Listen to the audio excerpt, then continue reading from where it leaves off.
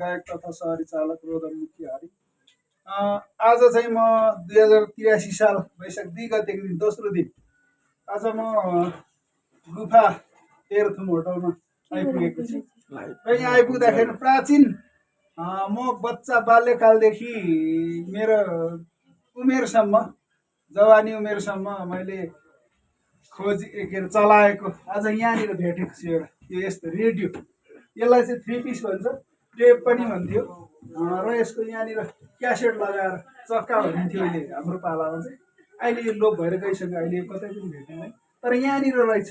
आज चाहिँ यो यता लिएर देखाउनु, यहाँनिर भेटेको छु र यसको अवलोकन गर्दै गर्दै म आज यहाँनिर पुगेको छु। यो चाहिँ हेर्नुहोस्, यो अहिले पाइँदैन, यो चाहिँ यो 3 पिस भन्छ यसलाई। यहाँ 1 पिस हुन्छ र यहाँ 1 पिस, यो बिचको पूर्जा हो र यो चाहिँ साउन्ड बक्स मात्रै, वल्लो छेउ र पल्लो छेउको साउन्ड बक्स मात्र हो। यहाँनिर यो चाहिँ डबलवाला रहेछ, 2टा क्यासेट लाग्ने यहाँ र यहाँ। कुनै चाहिँ सिङ्गल मात्रै हुन्थ्यो। यो चाहिँ पुरानो याद आयो क्या आज चाहिँ। जस्तै अहिले पूर्ण कुमार काम्बाङले मायाको कोसेली, रेशमको पछ्यौरी, देउरालीको भन्ज्याङ लगायत गीतहरू उहाँले निकाल्नु हुँदाखेरि त्यस्तो प्रविधिहरू पनि थिएन। यस्तोबाट हामीले धेरै धेरै सुनेको यादहरू छ। त्यही भएर आज यो रेडियो देख्दाखेरि चाहिँ त्यो दिनको यादहरू मलाई झल्किरहेको अवस्था छ। र अब एकछिनपछि हामी यहाँदेखि यो तेह्रथुम होटलदेखि अब उता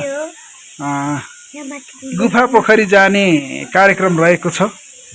यो चाहिँ उहिलेको भयो यो, र त्यस पछाडि यो टिभी आयो, टिभी देख्न सक्नुहुनेछ।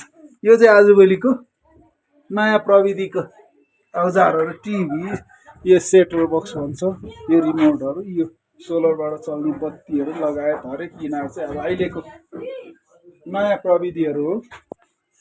हेलो हेलो सुभाष गुरु। हामी चाहिँ गुफा बजारदेखि अब के अरे तेह्रथुम होटलदेखि अब एकछिनमा गुफा पोखरी जाने योजना छ नि, होइन सुभाष गुरु? हजुर, एकदम हाम्रो चाहिँ एकदम तयारी तीव्रगतिमा भइरहेको छ होइन। थोरै नास्ता अब हामी यहाँनिर नास्ता लिएर चाहिँ टक्क घुम्न जाने होइन। त्यस पछाडि आएर फेरि खानाको तयारी हुँदैछ। त्यस पछाडि चाहिँ आजको हाम्रो यात्रा भनेको चाहिँ ताप्लेजुङतिर प्रस्थान, ताप्लेजुङ खुम्लिङ बजारसम्म चाहिँ गरौँ कि भन्ने छ होइन। हेर्दै जाउँ कस्तो हुन्छ, सब बराबर राम्रो होस्। सबैजना सम्पूर्ण हाम्रो टिमको मेम्बरहरूलाई शुभकामना।